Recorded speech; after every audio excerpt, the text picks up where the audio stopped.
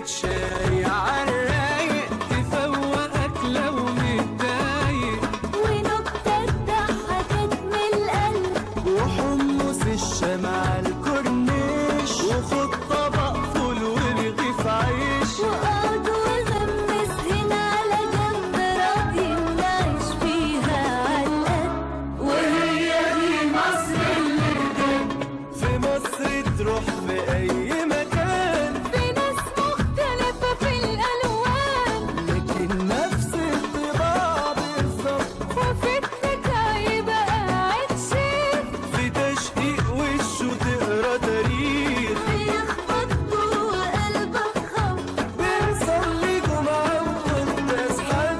وهي دي مصر اللي بجد. في ناس علشان نعيش في أمان يقفوا في وش أي جبال، وياخدوا الضربة قبلينا، ورغم إن الوجع بيزيد هنكمل حلم كل شهيد كأنه لسه وسطينا. جيش مصر هنا واقف 100 سنة. وهي دي مصر اللي بجد. والله اللي بيتعمل فيك يا مصر ما يخطرش على بال حد. أعزائي المشاهدين نحييكم وحلقة جديدة عبر شاشة قناة الدلتا الفضائية، وبنتوجه إلى محافظة الغربية وبالتحديد إلى مركز ومدينة زفت. والمرحلة الأولى والانتهاء منها وحياة كريمة، ونقترب أكثر للإدارة الزراعية بمركز ومدينة زفتة والمجمعات الزراعية ال9 على مستوى الوحدات المحلية المكون الإداري والتنفيذي لمركز ومدينة زفتة، وما يقدم من خدمات لصالح المربي والمزارع على مستوى مركز ومدينة زفتة. فهي معنا وهذه الحلقة الجديدة عبر شاشة قناة الدلتا الفضائية، قناة مصر السادسة، التلفزيون المصري. يا مصر يا أمنا يا مصر، يا أرضنا يا مصر، يا حبنا يا مصر، يا عشقنا يا مصر، يا أمنا يا مصر، يا أرضنا يا مصر، يا حبنا يا مصر، يا عشقنا. من دهبك لبسني العقد حبيبي، من نيلك سقاني الشهد حبيبي، من دهبك لبسني العقد حبيبي، من نيلك سقاني الشهد حبيبي، من قمحك وكلني اللقمة حبيبي، من صبرك علمني الحكمة حبيبي. يا مصر يا أمنا يا مصر، يا أرضنا يا مصر، يا حبنا يا مصر، يا عشقنا. المهندس محمد فريد مدير التعاون الزراعي بمركز ومدينة زفتة. أهلا يا باشمهندس. اهلا بحضرتك. انا دكتور، شرفتنا والله. انا سعداء جدا بزيارتكم هنا، وسعداء جدا ان احنا شفناكم النهارده. يعني التعاون الزراعي موضوع كبير طبعا، ولكن للأسف في بعض الناس كتير مش عارف الخدمات الجليلة والمتميزة اللي بيقدمها له على مستوى المحافظة. قربنا من التعاون الزراعي في مركز ومدينة زفتة وما يقدم من خدمات للمواطن والمزارع. والله التعاون في زفت الحمد لله يعني بيقدم خدمات جليله هنا جدا. يعني انا جيت هنا بفضل الله لقيت التعاون يعني شعب ومجالاته كتيره جدا. يعني انا لقيت هنا بالاضافه لشغل التعاون في الاسمده والمبيدات والتهاوي، لقيت هنا عاملين اللي هي لجمعيه الادوات المنزليه، يعني بيجهزوا عرايس وارسان هنا في زفته هنا. دي ميزه طبعا، انا لقيتها موجوده هنا في زفته، مش موجوده في مراكز كتير يعني. فهنا التعاون ما شاء الله شغال، واحنا هنا قمنا في الفتره الاخيره بموضوع الاسمده ديت، غطينا اكتر من 97-98% من المركز، والحمد لله حاولنا بقدر الامكان ان احنا نوصل الحق للمزارعين بقدر الامكان، وغطينا حوالي 97-98 من الحيازات اللي موجوده على مستوى مركز زفته. كان في امتداد الميعاد الصرف الكيماوي، كان قرب على الانتهاء، تم المد على اساس الناس اللي المستحقين اللي ما خدوش تبقى في فرصه. الاداره الزراعيه والتعاون الزراعي اتحركتوا حتى في الايام الاجازات على مستوى مركز ومدينه زفته والقرى والعزب والتوابع عشان يكون في تحرك لتسليم الكيماوي. ايه الموضوع ده؟ والله حضرتك هو احنا هنشكر القياده السياسيه في الموضوع ده بالذات، والسيد وزير الزراعه طبعا اللي هو مد الفتره. احنا المفروض الموسم الصيفي بينتهي في 30/9، فهو مده مشكورا سياده الوزير ل 10 يعني 10 ايام. تنينا وظروف كمان. كان يوم الخميس اجازه اللي هو كان يوم 8، اشتغلنا في الاجازه يوم الخميس واشتغلنا يوم الجمعه برضه. يعني احنا حاولنا بقدر الامكان ال10 ايام دول ما نضيعش ولا يوم منهم عشان الناس، ونوهنا على المواقع بتاعتنا ان احنا شغالين جمعه وسبت، وحضرنا الناس رؤساء الوحدات ومدير الجمعيات، والفلاحين جولنا خميس وجمعه، والحمد لله صرفنا برضه في الخميس والجمعه الاسمده بفضل الله. مع وجودك كوجه جديد للتعاون الزراعي في مركز ومدينه زفت، وقلت ان انا لقيت بعض الاعمال الجديده الجميله والمتميزه زي تجهيز العرائس. اذا انت قادم بخطه للتطوير والتعظيم للتعاون الزراعي لخدمه اهالينا في مركز ومدينه زفت. ايه اهم العناوين الخاصه بفكرك الجديد او فكرك القادم لتعظيم وتطوير التعاون الزراعي في مركز ومدينه زفت؟ والله حضرتك انا جاي هنا لقيت الناس هنا ما شاء الله يعني على استعداد للعمل، وبنحاول بقدر الامكان ندخل مشاريع جديده ونضيفها على التعاون. يعني بنحاول ان شاء الله نوسع في محلات مبيدات في الجمعيه، نخدم برضو الناس، ونوسع برضو ونعمل زي اللي هي مشاريع اللي هي الكومباين، اللي هي مشاريع بتاع السلاج، وبنعمل مشاريع اخرى زي محاشي البرسيم. كل ده موجود، انا طريقتها رايحه ان شاء الله وهننفذها في معظم، وانا كلمت معظم مجالس الادارات عندي هنا، وان شاء الله بعض المشاريع لازم هننفذها بحيث ان هي تغطي اكبر خدمه للناس هنا باذن الله في مركز زفت. يعني حاجه زي محاشي البرسيم، محاشي اللي هي الذاتيه ديت، حاجه زي محل مبيدات هنعملها في ان شاء الله، هنضيف كراكه او 2 كمان على الكراكتين الموجودين. يعني ان شاء الله رب العالمين بقدر الامكان هنحاول نوسع مشاريعنا هنا لخدمه الفلاحين في زفته باذن الله. شكرا يا باشمهندس، كل سنه وحضرتك طيب. كل سنه ومعاليك طيب يا دكتور، واحنا سعداء بوجودكم معانا هنا في زفته، ونورتوا الاداره الزراعيه واداره التعاون.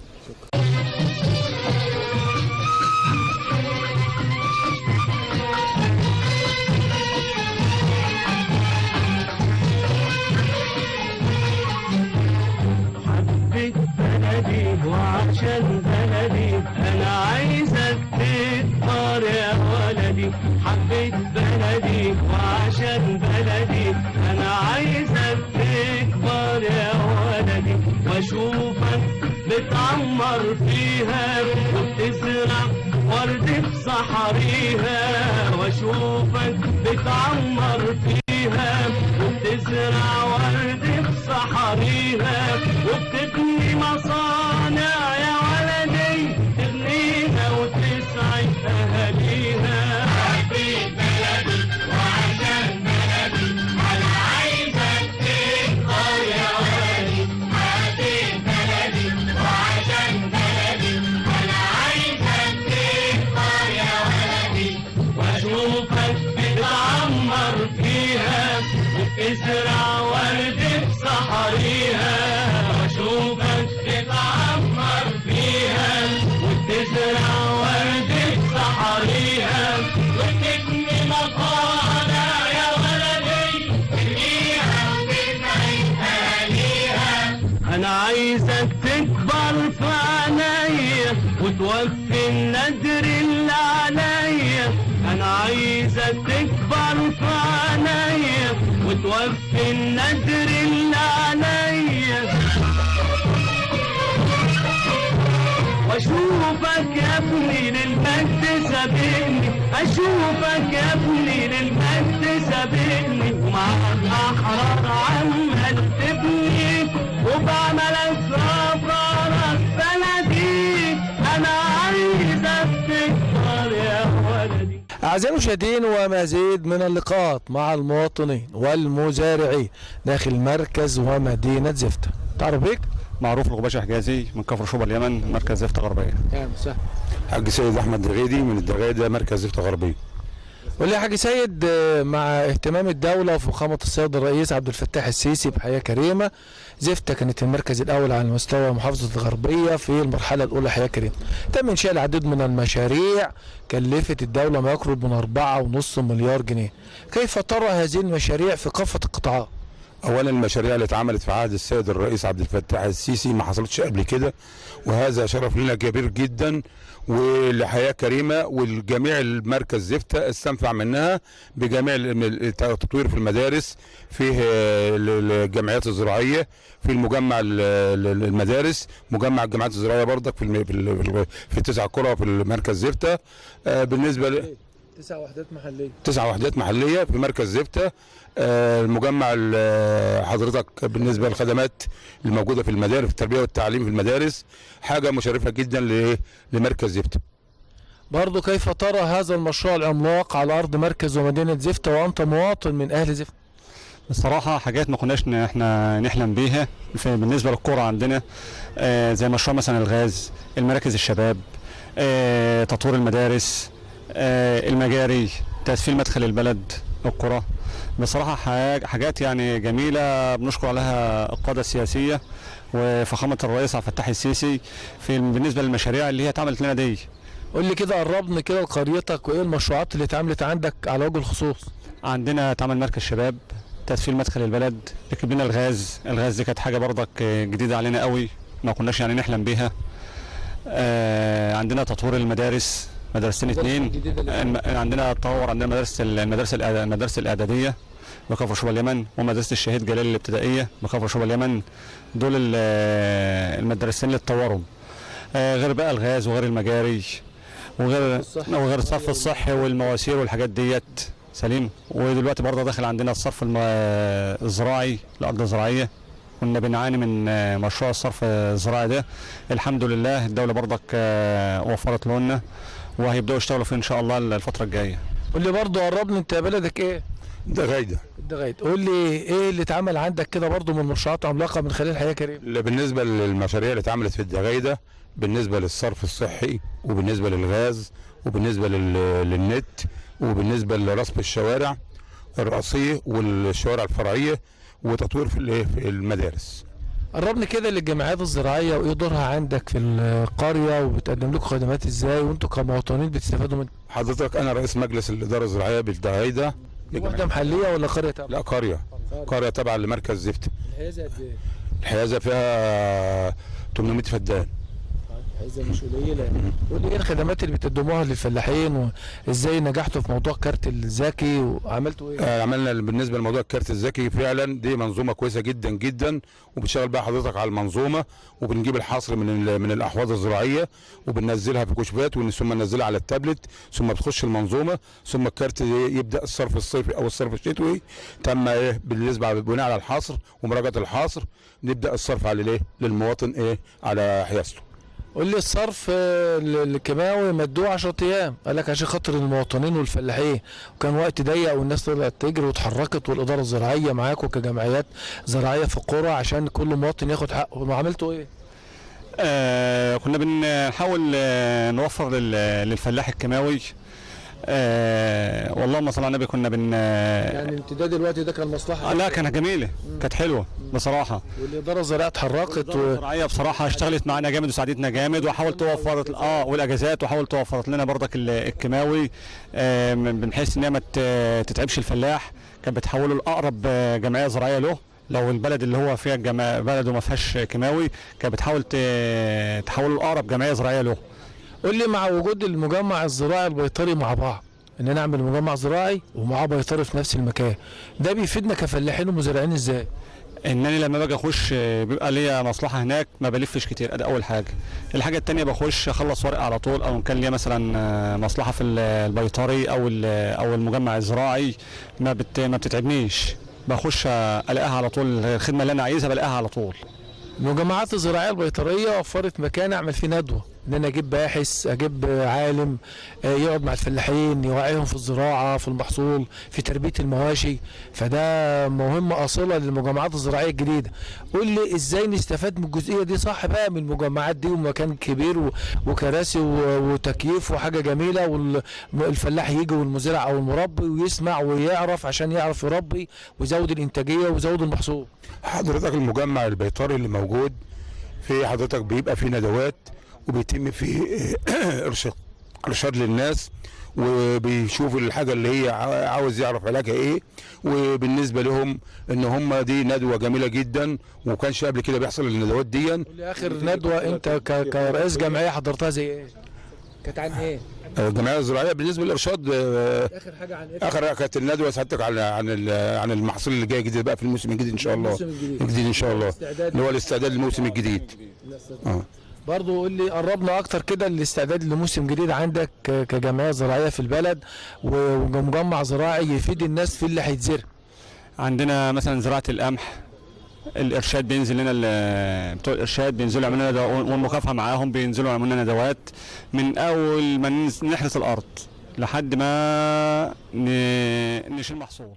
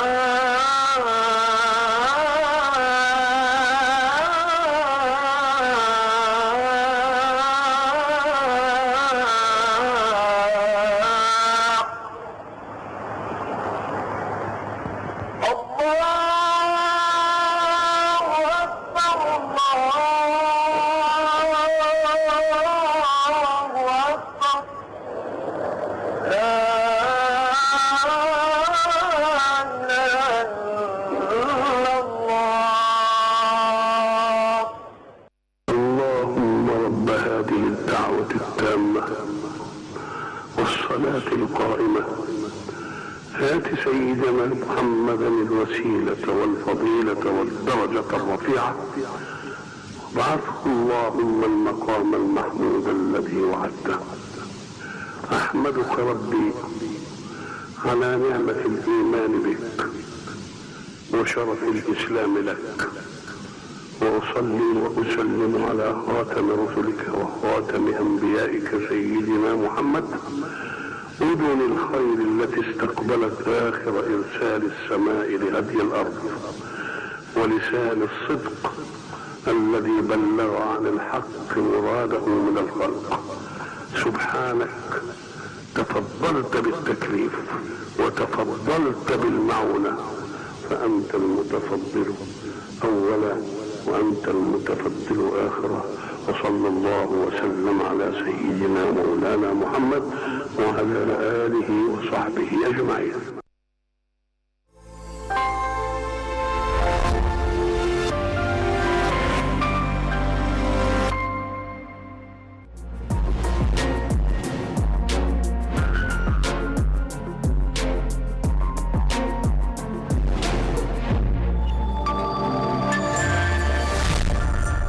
واحدة كل فترة كده تقول ايه للمواطن؟ الدولة اهتمت بزفتة وقراها ومشروعات عملاقة من خلال حياة كريمة، والحمد لله يمكن 99% تم الانتهاء منه. عايز تقول ايه للمواطن عشان نحافظ على هذه المنشآت؟ اولا بنقول للمواطن حافظ على الحاجة اللي اتعملت لك الجديدة دي وانت كنت تحلم بها، وحاجة مشرفة جدا، ونشكر السيد رئيس الجمهورية على الانجازات والمجهود الكبير جدا الذي حققه في الفترة القيادية بتاعته. برضه تقول ايه للمواطن؟ اقول له ان احنا نحاول نحافظ على الخدمات اللي اتعملت لنا، زي الصرف المغطي، زي الغاز، زي الفايبر، كافة القطاعات كلها. بصراحة حاجات احنا ما كناش نحلم فيها في القرى. المدينة طول عمرها كانت فايزة عن القرى. انما القرى بصراحة ربنا النهارده لما تنزل فيها تلاقي فيها خدمات وحاجات مش موجودة في المدينة. فاحنا بنشكر القادة السياسيين ونشكر سيادة الرئيس عبد الفتاح السيسي على المشروع الكريم الجميل اللي هو عمله لنا بتاع حياة كريمة. يعني مثلا الفايبر دلوقتي، النت مثلا كان قرب دلوقتي المسافات بيننا وبين الناس اللي كانوا مسافرين بره. ما كناش نتوقع ان انا ابقى قاعد في قلب الغيط كده وماسك ماسك وانا قاعد في قلب الغيط كده اكلم اخويا، اكلم صاحبي، اكلم قرايبنا. ما كناش بصراحه ما كناش نتوقع اكنه معانا موجود معانا. دي طبعا ديت زمان ما كناش بنشوفوها ولا كنا حد وميزه كبيره. ده الناس الكبيره اللي هم اكبر مننا في السن مش مصدقين الحاجه دي.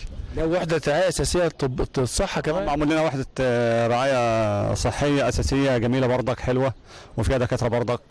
دي برضك ما كانش موجوده الاول.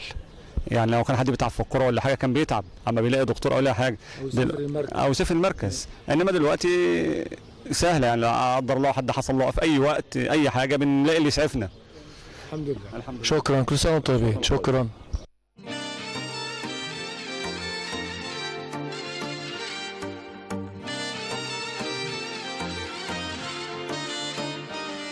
ما تشيلش هم، صدقني انت عندنا تبقى الاهم.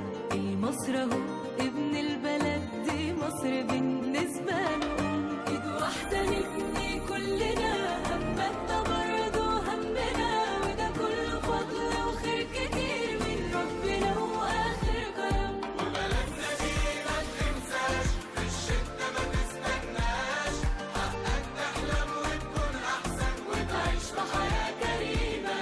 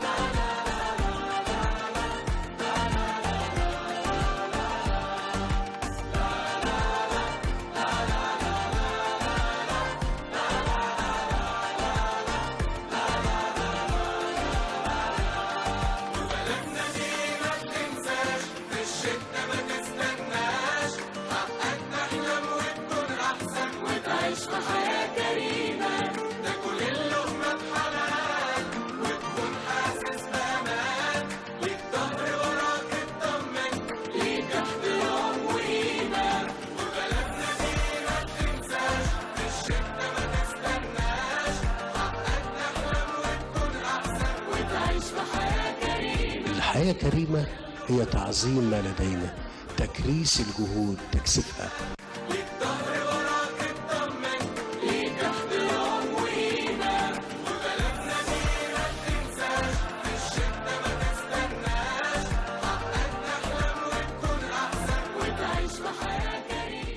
المهندس محمود طلخان مدير إدارة الإرشاد بالإدارة الزراعية بزفتة، قيادة زراعية متميزة في قلب الدلتا. أهلا يا باشمهندس، كل سنة وأنت طيب. اهلا وسهلا يا استاذنا، نورتونا. قسم الإرشاد موضوع كبير، يعني عليكم الحقيقة بتقوموا بمجهود كبير على مستوى الإدارة، لأن الإرشاد ده عصب الزيادة الإنتاجية والتطور مع الفلاح في المحاصيل. قربنا أكتر كده بعض العناوين والموضوعات اللي بتشتغلوا عليها من خلال قسم الإرشاد. قسم الارشاد عمله الاساسي نقل التوصيات الفنيه من مراكز البحوث للمزارعين. اولا عن طريق الحقول الارشاديه اللي بنعملها لاختيار الاصناف الجديده وتجربتها قدام الفلاح، بحيث ان هو يكررها بعد كده، يكرر زراعتها. بتسبق ده عمليات زراعيه زي التسويه بالليزر. بنسوي الحقول الارشاديه عندنا بالليزر، وفي حقول تبع حمله ترشيد استهلاك المياه بنسويها برضو كل موسم زراعي مع كل محصول. غالبا بيبقى في الرز والذره والقمح. دلوقتي الإرشاد يعني بجيب معلومة، عندي أساتذة من كلية زراعة، عندي أساتذة من مراكز البحوث. هل أنت بتهتم إن أنت تدخل على جروبات أو مواقع أنت برضو توصل لمعلومات؟ مش شرط الإقليم عندك، على أساس يبقى عندك خلفيات محصولية عشان لو الفلاح سأل عليها من خلال أي جمعية يبقى أنت جاهز؟ ده أمر أكيد، بس احنا المعلومات الأساسية عندنا بتخضع لمركز البحوث. مركز البحوث هو اللي بيدينا بالمعلومات الأساسية للمحاصيل والعمليات الزراعية، واحنا بننقلها للفلاح. هو ده المصدر الأساسي بتاعنا. إنما الاطلاع موجود سواء عندنا أو عند المزارع. ده أكيد، ولازم لما المزارع يجي يسألنا على حاجة حتى لو مش متوفرة معايا لازم أكون مطلع عليها عشان أرد عليه. طيب لو في سؤال جديد أو فكرة جديدة في زراعة معينة المحصول وأنا مش عنديش الإجابة متوفرة قدامي من مركز البحوث، لمن تلجأ للوصول للمعلومة؟ اتصل بالفريق العلمي المسؤول عن المحصول اللي بيتسأل فيه في مركز البحوث، يدوني الإجابة وأنا أرد عليها لو المعلومة مش عندي.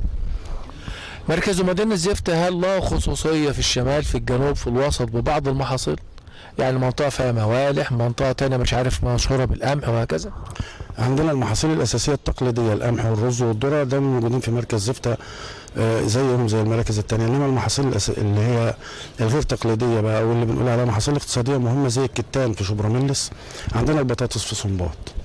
بس شبرملس الكتان مش اساسي عندها، ده بزراعه بره في محافظات تانية ويجيبوا الكتان هنا. يعني انا شخصيا مثلا جالي فلاحين من شبرملس، انا من عبيد اهليه وخدوا ارض وزراعه كتان. مظبوط، بيروحوا الدقهليه وبيروحوا الشرقيه وكفر الشيخ عشان المساحه هنا مش مكفياهم، ولكن هو المحصول اساسي عندهم في بلدهم، بيزرعوا في شبرملس وفي صنباط وفي انحاء المركز كله.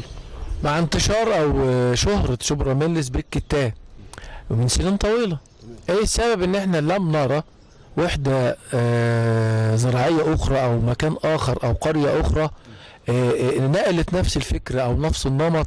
يعني لو رحنا خط كفر بيت الحارون، رحنا نهطاي، بلاد كتير، ايه السبب لم تنتقل هذه العدوى لقرى اخرى؟ لا، شبرملس هي الاساس. الصناعة او زراعة الكتان وصناعته موجودة في شبرملس من اكتر من 100 سنة. ممكن تتنقل لمكان تاني؟ ما بتتنقلش. يعني العدوى ما جاتش. شبرملس مسيطرة شوية في موضوع الكتان. ناجحين فيها؟ لا، لان هو الكتان مش زراعة بس، الكتان تصنيع وتسويق، وهم ملوك في حكاية التسويق والتصنيع. قول لي انتوا بقى كإرشاد، هل البلد دي او الوحدة المحلية دي لها خصوصية عندك كإرشاد؟ طبعا لها خصوصية. من ضمن المجمعات الجديدة اللي اتبنت في حياة كريمة، مبادرة حياة كريمة، المبادرة الرئاسية، اتبنى مجمع زراعي على احدث مستوى موجود في شبرملس عشان خدمه زراعه بيطري ارشادي، لان هو في الثلاثه، في زراعه وارشاد وبيطري.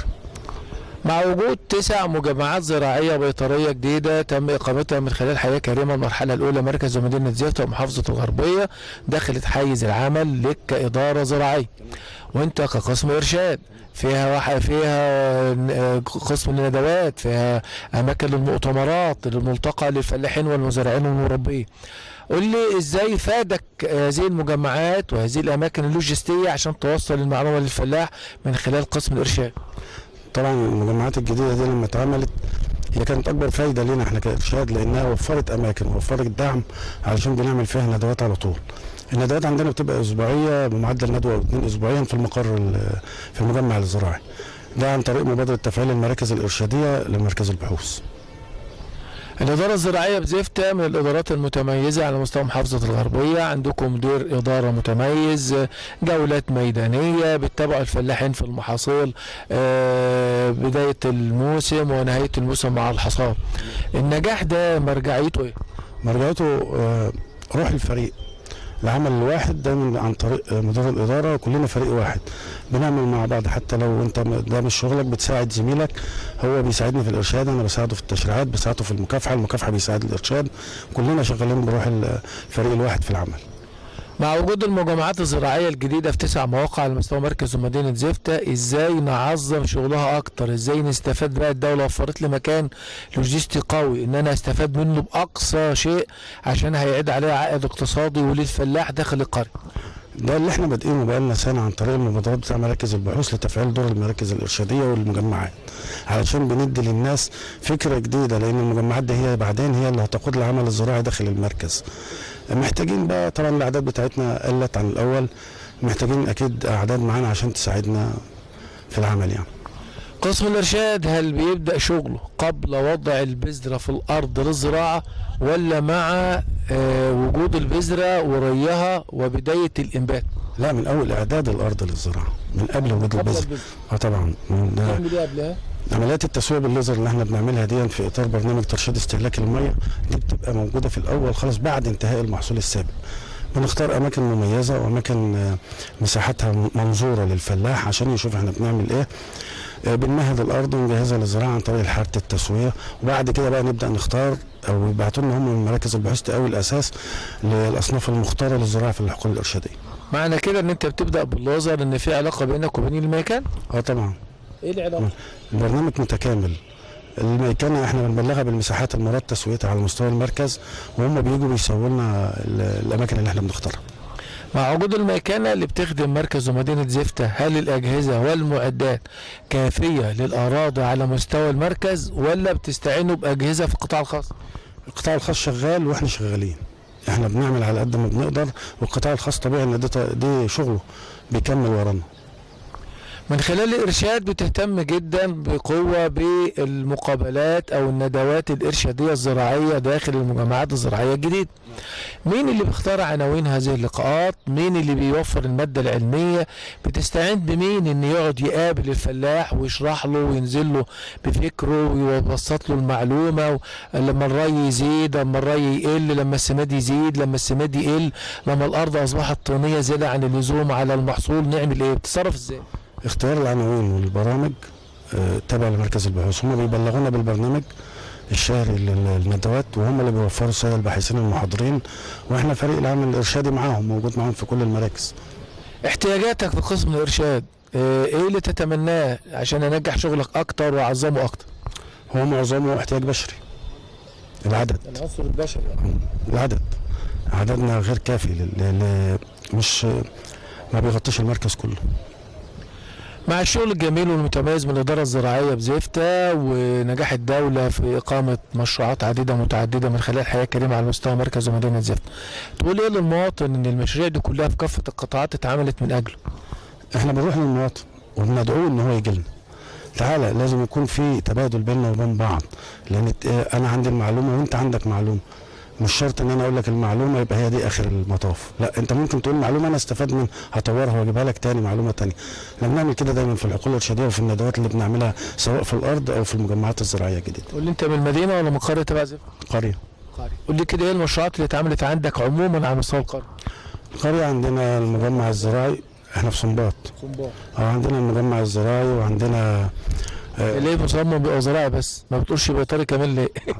لان زعلان من البيطري. صنباط لها خصوصيه ان المجمع الزراعي اللي اتعمل فيها مجمع زراعي بس، ما فيهوش ارشاد، الوحده الزراعيه الوحيده ولا ايه؟ الوحده البيطريه الوحيده؟ الوحده البيطريه مبنى منفصل بقى، حظها. احنا عندنا مبنى زراعي بس. النمط اللي هو المفرد يعني. مجمع زراعي بس ما فيهوش ارشاد وما فيهوش بيطري، هي صنباط متخصص فيها كده. عندنا مستشفى اتعملت جديده موجوده. وعندنا لا المدارس اللي عندنا اتطورت، لان احنا المدرسه عندنا مدرسه سنباط الثانويه كانت واخده المركز الاول عندنا على مستوى الجمهوريه في برنامج المسابقات في التلفزيون المصري. عندنا طبعا مشاريع الغاز الطبيعي وتطوير مشاريع الصرف والميه، مياه الشرب، كهرباء، التليفونات. التليفون عندنا السنترال بقى نظام حديث فايبر. يعني الخدمات طبعا مبادره حياه كريمه جت غيرت البلد كتير. شكرا يا باشمهندس، كل سنه وحضرتك طيب. تحت امر حضرتك وامورنا يا فندم. شكرا.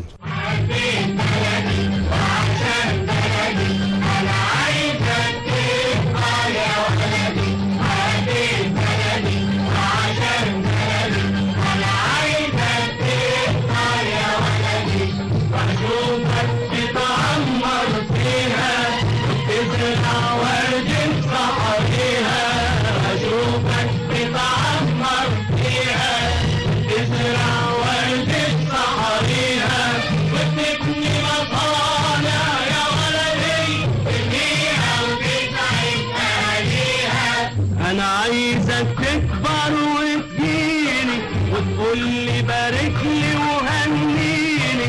انا عايزك تكبر وتجيني وتقول لي بارك لي وهنيني.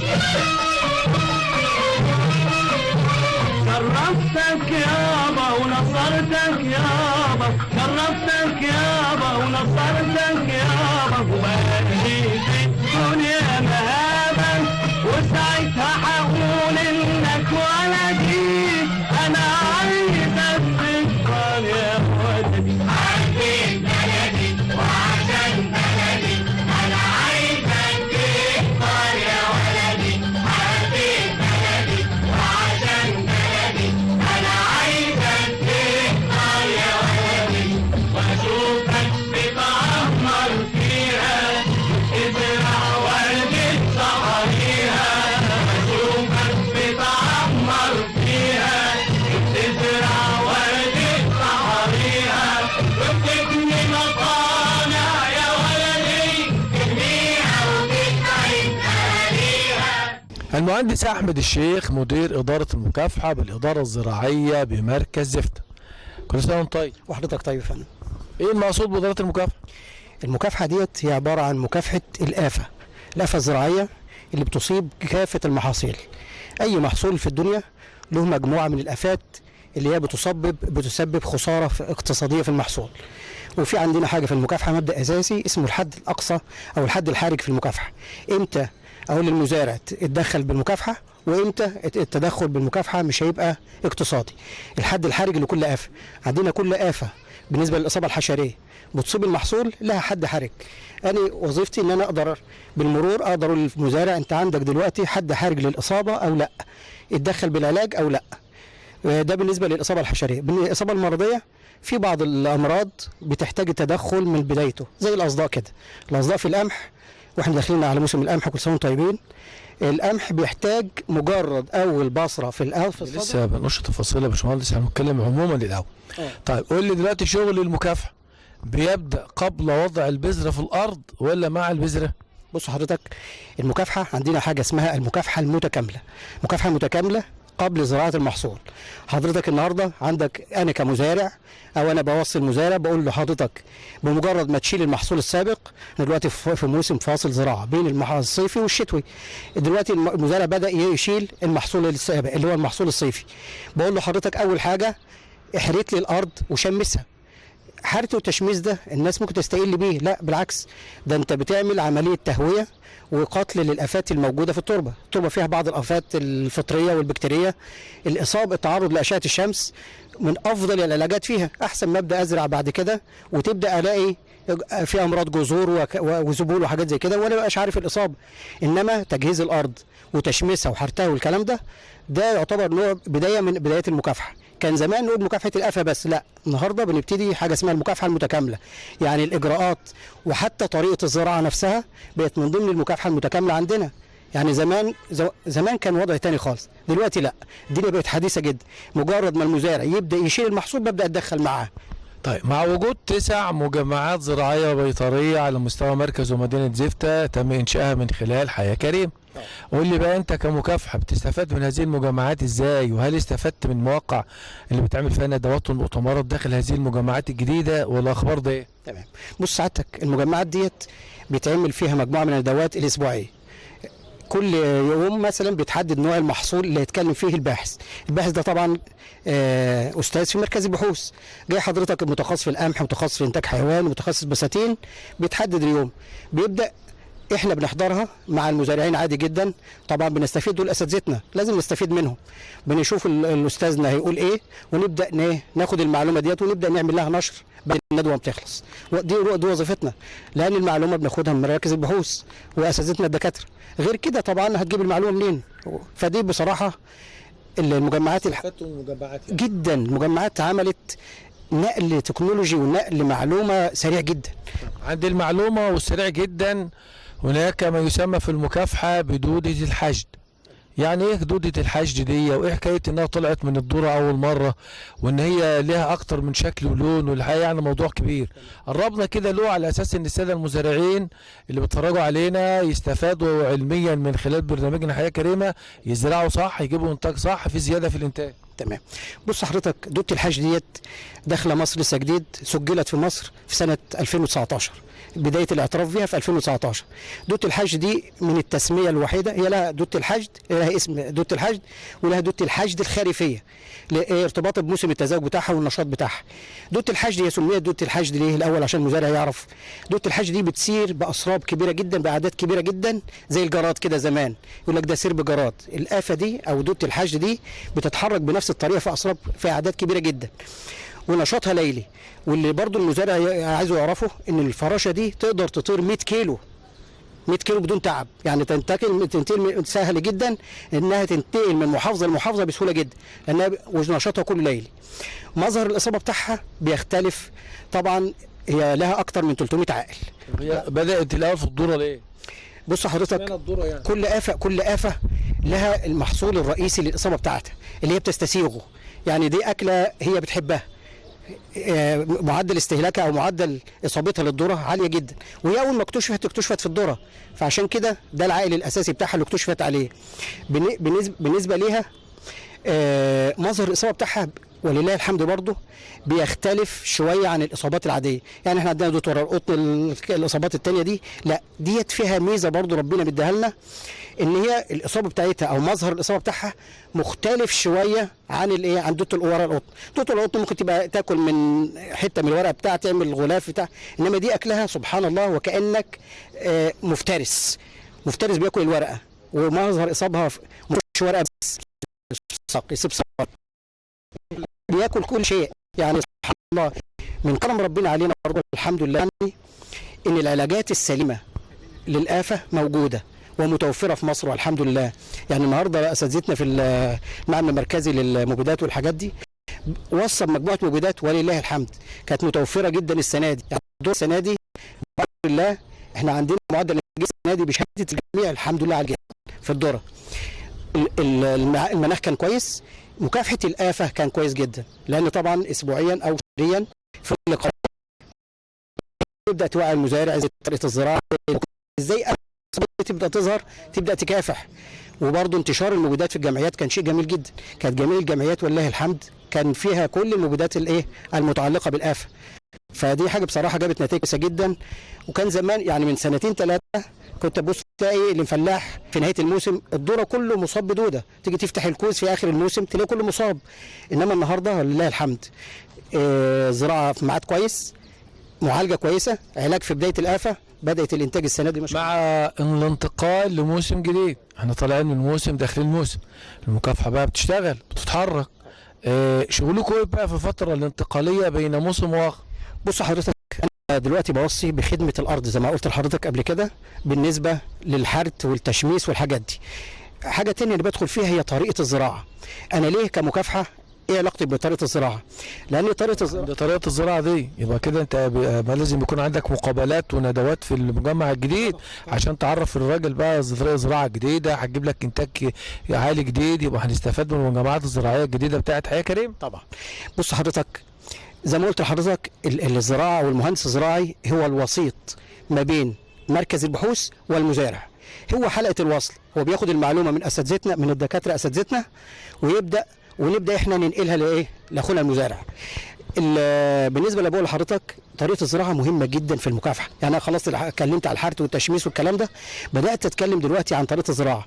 النهارده انا داخل على موسم القمح، طريقه الزراعه نفسها بتختلف، ان المزارع من الاف السنين بيزرع القمح بطريقه معينه، النهارده انا بدات ادخل طرق جديده زي مثلا التسطير، زي المصاطب والتسويه بالليزر والحاجات دي، الحاجات دي لها دور كبير جدا. اذا كانت تسويه ليزر فانا بوفر ميه، اذا كانت زراعه تسطير ومصاطب، تخيل حضرتك كده ان عندي حوض قمح الزراعه فيه كثيفه، يعني القمح بيتميز انه زراعه كثيفه، لو هو في آفة او تسميد او الكلام ده ببدا اني ما اقدرش او بيبقى في صعوبه في المعالجه او في التسميد او في الري او في الكلام ده. انما لو انا زارع مصاطب، لو في حشائش هقدر اقاومها كويس جدا، لو في آفة هقدر اكتشفها لاني بمر ما بين المصاطب بسهوله، بتبقى الحركه سهله، يعني اقدر حشائش، اقدر اسمد، علاوه لاني بوفر ميه، ودي طبعا اهم حاجه في شغلنا برضه. طيب مع وجود ال9 مجمعات زراعيه على مستوى مركز ومدينه زفتة، انا كمزارع زارع محصول ما وعايز اوصل لمعلومه معينه من خلال المجمع الزراعي ده عشان بقى اكافح والحق قبل المشكله، بيلجأ لمين؟ بص سعادتك، بالنسبه للمجمع الزراعي معروف ان النهارده مثلا نهايه الاسبوع، من الاسبوع الجاي معروف ان في ندوه عن كذا وعن كذا وعن كذا في المجمع الزراعي. طيب لو المزارع عايز معلومه تانية خاصه بحاجه مش موجوده في البرنامج، هيلجأ عنده 3 جهات، يا هيجي الندوه اي حد من اساتذتنا او احنا لو موجودين بنرد عليه، او يروح الجمعيه الزراعيه، او يجي الاداره. تليفوناتنا مع الناس كلها لو في اي حد عنده اي مشكله. وبعدين حضرتك النهارده بقت العمليه بقت سهله، لو مواطن في اي حته في اي بلد في المركز بنروح له على طول، يعني لو في اي مشكله او لا قدر الله او اي حاجه بنروح له على طول. مجرد ما المزارع يشوف آفة او يشوف مظهر هو غريب بالنسبه له، بيلجأ زي ما قلت لحضرتك يا الجمعيه يا المجمع يا الاداره الزراعيه، على طول بنتحرك نبدا نشوفها ونبدا نتخذ الاجراء اللازم ونتدخل على طول بالعلاج. شكرا يا فندم، كل سنه وحضرتك تحت امرك يا فندم، كل سنه وحضرتك طيب يا فندم، كل سنه وحضرتك.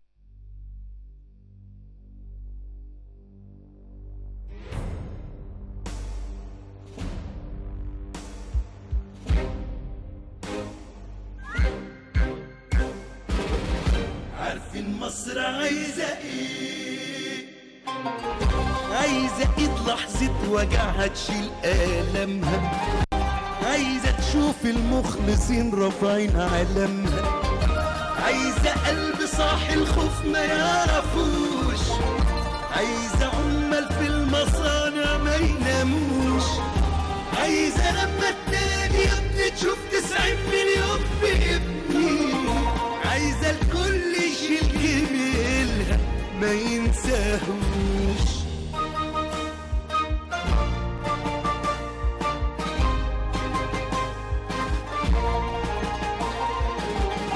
عارفين مصر عايزة ايه؟ عايزة منا فعل مش عايزة كلامنا، كل ما هنخاف عليها هتبقى جنة، عايزاها صحراء خضرا بإيد الفلاحين، ونعلم الجيل اللي طالع هي مين، عايزة لما تنادي يا ابني تشوف 90 مليون بابني، عايزة الكل يشيل جميلها ما ينساهوش. أعزائي المشاهدين، وده كان آخر سؤال أجريناه من خلال حلقتنا النهارده، ومتابعة ميدانية والإدارة الزراعية بمركز ومدينة زفتة والمجمعات الزراعية في 9 وحدات محلية، وما يقدم للمزارع والمربي على أرض الواقع والتطبيق والانتهاء من حياة كريمة من خلال الإدارة الزراعية. مع تحياتي صلاح عبد السلام، شكرا وإلى اللقاء.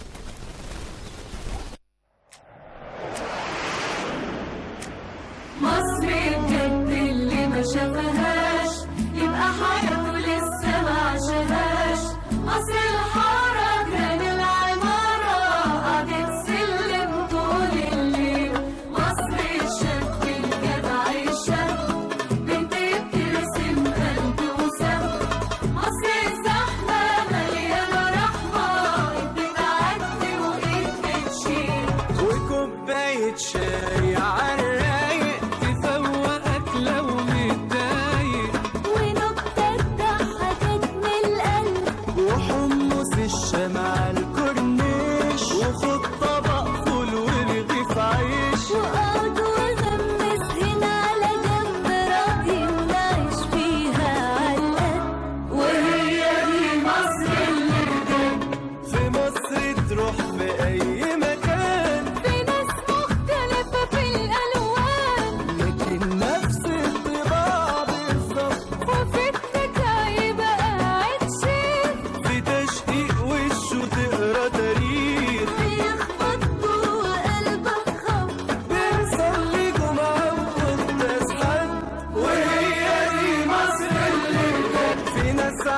عشان نعيش في امان، يقفوا في وش اي جبال وياخدوا الضربة قبلينا، ورغم ان الوجع بيزيد هنكمل حلم كل شهيد كأنه لسه وسطينا. جيش مصر هنا واقف 100 سنة، وهي دي مصر اللي بجد. والله اللي بيتعمل فيه يا مصر ما يخطرش على بال حد.